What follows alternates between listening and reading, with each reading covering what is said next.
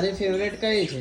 હા ને મારી બચ્ચું ફેવરેટ છે મારું તો. વ્હાઈટ વાળું આ બહુ દૂર રાઈટ વાળું કે લેફ્ટ વાળું? ઘર ઉપર જઈએ.